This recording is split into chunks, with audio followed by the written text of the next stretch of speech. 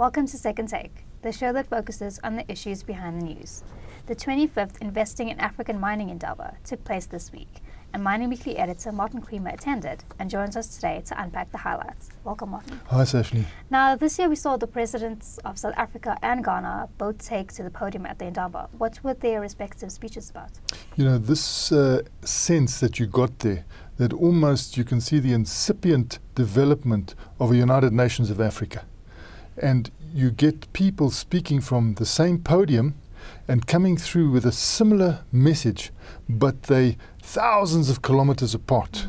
As we saw with the president of Ghana and the president of South Africa, where they said, and particularly it was enunciated quite strongly by the president of Ghana, we know that Africa is a place of great mineral riches.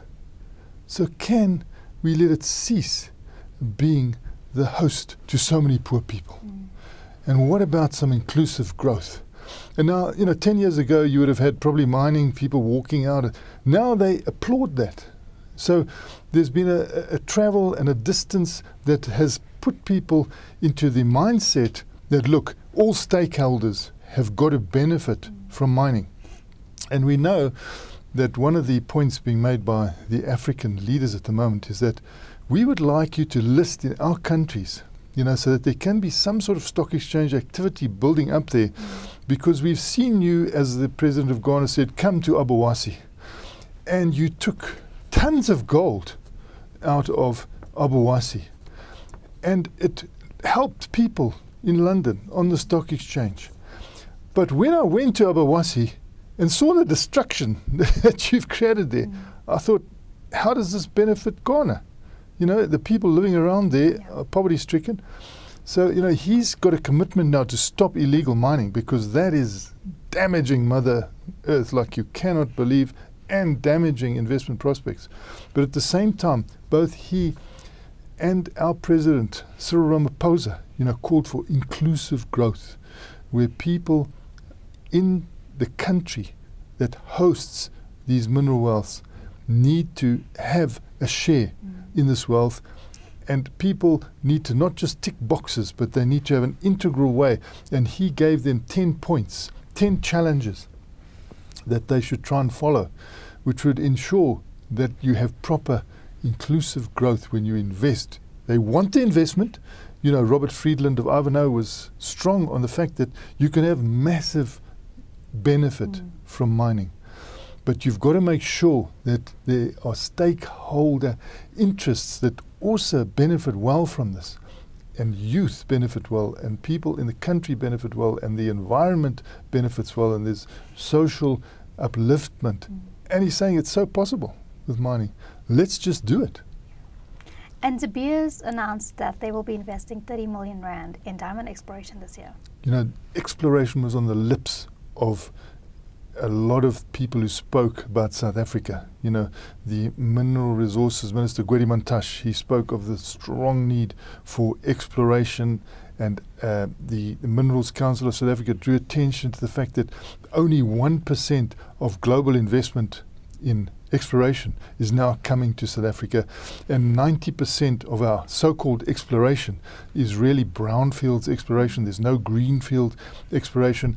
And it was a breath of fresh air when we got the exclusive interview, Mining Weekly Online, with De Beers CEO Philip Barton, the De Beers Consolidated Mines CEO Philip Barton in South Africa, and he revealed that they have got approval for 32 exploration licenses. They want 50 more, they want more, but they've got 32 at the moment, and they are quite optimistic. I know that people in exploration are normally optimistic, but why De Beers has a right to be optimistic is because of the horizon that they've been dealing with for the last 100 years.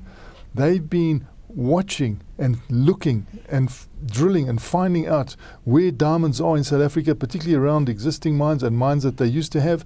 So they know where there is high potential for finding diamonds again, and what sort of diamonds you'll find.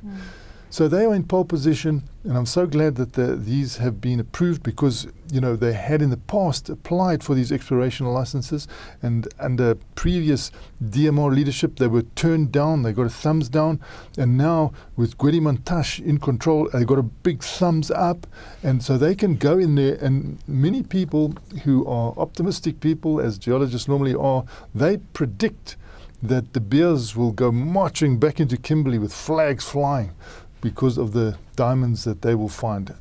Well, watch the space. I'm holding thumbs. And lastly, the LBMA announced a new standard to address environmental and sustainability issues in gold and silver. Yeah, so the LBMA, the London Bullion Market Association, they wanted to put out a message there that they uphold strong standards when it comes to marketing gold. So they're sitting there on, hundreds of millions of dollars worth of gold in London that's coming from all around the world, including South Africa. And they are saying, if there is any tainting on your gold, if it comes from a conflict area, if it is supporting terrorism, you're out. You're not allowed to use our market. And so they started with that in 2012, I think, that they set these guidelines to make sure that you don't have blood gold and you don't have tainted gold coming through there into the market. Now they've taken that big step further, and they're saying we're not only going to make sure we don't support terrorists and we don't support conflicts, but we want to support Mother Nature.